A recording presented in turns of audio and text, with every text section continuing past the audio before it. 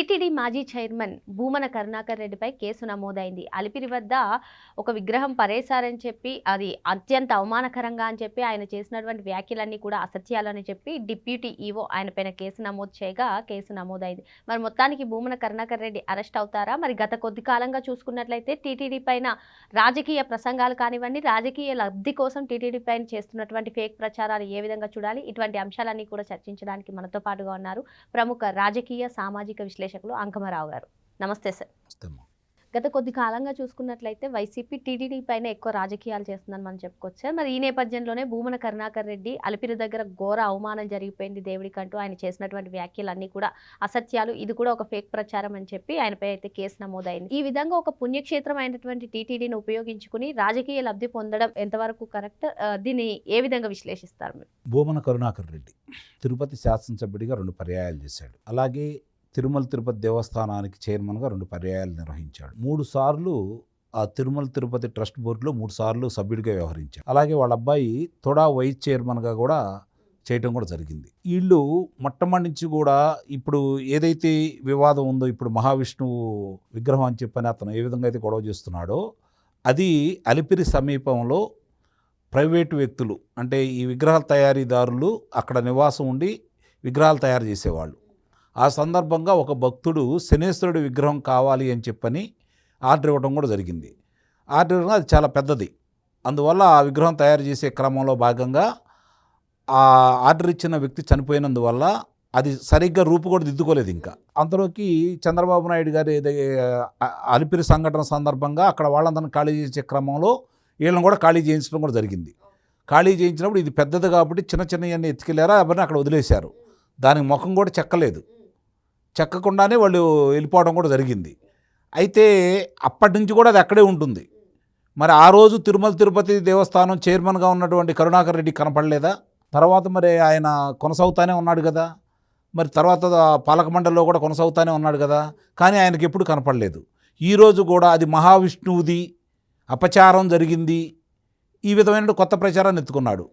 పదే ఈరోజు తిరుమల తిరుపతి దేవస్థానం మీద అతను ఎందుకు దృష్టి పెట్టాడు అంటే, చంద్రబాబు నాయుడు గారు బిఆర్ నాయుడు గారిని నియమించినప్పుడే చంద్రబాబు నాయుడు గారు ప్రక్షాళన తిరుపతి నుంచే ప్రారంభిస్తాం, తిరుమల నుంచే ప్రారంభిస్తామని ఆయన చెప్పిన తర్వాత తిరుమల తిరుపతి నుంచి, తిరుమలలో కావచ్చు తిరుపతిలో కావచ్చు, వాళ్ళు చేసినటువంటి దోపిడీ కావచ్చు, చేసినటువంటి తప్పుడు పనులు కావచ్చు, ఆహారంలో కల్తీ కావచ్చు, నెయ్యిలో కల్తీ కావచ్చు, లేదంటే ఆ గోమాతలకి నాణ్యమైన దాణా పెట్టకుండా చంపిన విధానం కావచ్చు, ఆ ఆస్తుల్ని ఏ విధంగా కైకర్యం చేయాలో వాళ్ళు చేసిన విధానం కావచ్చు, చాలా విషయాల్లో కూడా వాళ్ళు చేసినటువంటి అవినీతి అక్రమాల విషయాల్లో బయట పెడతారు అన్న ఒకే ఒక్క భయం కొద్దీ పదే ఏ విధంగా ఇప్పుడు ఏ ప్రభుత్వం మీద విమర్శించడానికి ఏమీ లేదు.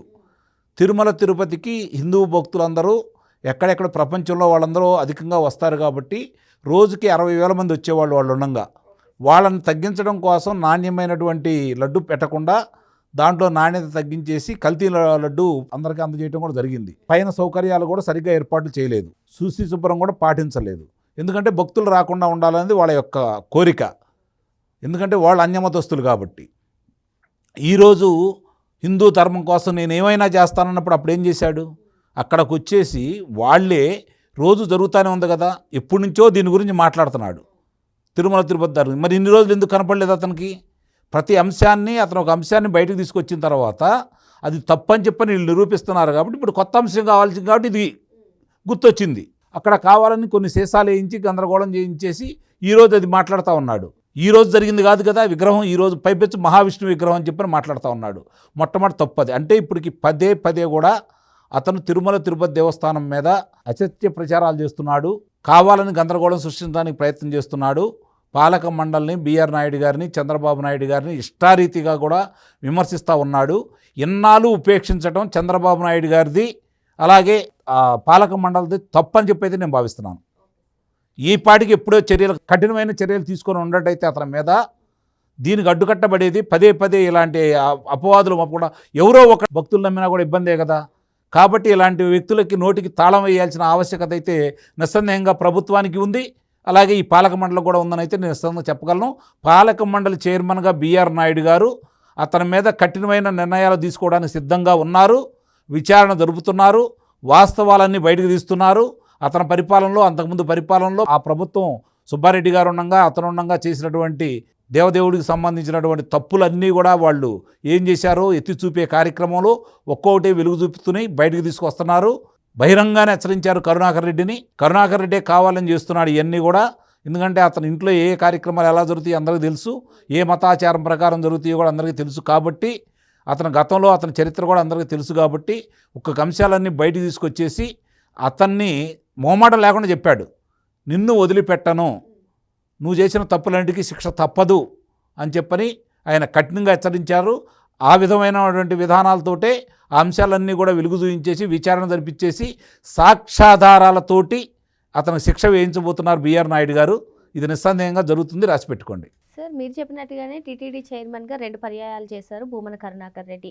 అప్పుడు ఆయన చాలా అవకతవకలకు పాల్పడ్డారని, కేసులు కూడా నమోదయ్యాయని చెప్పి ఇప్పుడు అరెస్ట్ చేస్తారనే ఊహాగానాలు వినిపిస్తున్నటువంటి నేపథ్యంలో కావాలనే ఇటువంటి కామెంట్స్ చేశారని చెప్పి కొన్ని కథనాలు అయితే వినిపిస్తున్నాయి. దీనిపైన మీరేమంటారు? వాళ్ళు అతన్ని మాట్లాడిన ప్రతిదానికి ఈరోజు సాక్ష్యాధారాలు చూపించి తప్పుడు మాటలు మాట్లాడినందుకు అతను శిక్షలు కనుక వేయకపోతే ఇదే విధంగా పదే పదే మాట్లాడుతూ ఉంటాడు అతను. ఎందుకంటే వాళ్ళు ఒక ఏజెండాను పెట్టుకున్నారు. ఆ ఏజెండా ప్రకారం తిరుమల తిరుపతి గురించి రోజుకొక అసత్యాలు మాట్లాడటానికి భూమన కరుణాకర్ రెడ్డికి అప్పచెప్పారు. కాబట్టి అతను బయట ఉన్నంత వరకు ఇదే పదే పదే మాట్లాడుతూనే ఉంటాడు. కాబట్టి అతని విషయంలో చైర్మన్గా చేశాడా, శాసనసభ్యుడిగా చేశాడా అనేది తీసి పక్కన పడేసి విచారణలో అతను చేసిన తప్పులన్నీ వెలికి తీయించేసి శిక్షలు వేయించగలిగినప్పుడే దీనికి అడ్డుకట్టబడిద్ది. అందుకే వీలైనంత తొందరగా ఆలస్యం చేయకుండా రోజు రోజుకి ఆ దేవదేవుడికి సంబంధించిన విషయాలన్నీ కూడా విపరీతమైన ప్రచారం చేస్తూ అసత్యాల ప్రచారం చేస్తున్నాడు. కాబట్టి వీలైన తొందరగా అతను నోటికి తాళం వేయాల్సిన ఆవశ్యకత అయితే ప్రభుత్వానికి, పాలక మండలికి ఉంది. పాలక మండలి చిత్తశుద్ధి కూడా వెళ్తూ ఉంది. అలాగే చంద్రబాబు నాయుడు గారు కూడా దీని మీద దృష్టి పెట్టారు. కాబట్టి వీలైన తొందరగా దానికి అడ్డుకట్ట వేసే క్రమంలో అతన్ని అదుపులో తీసుకుంటారని అయితే నేను భావిస్తున్నాను.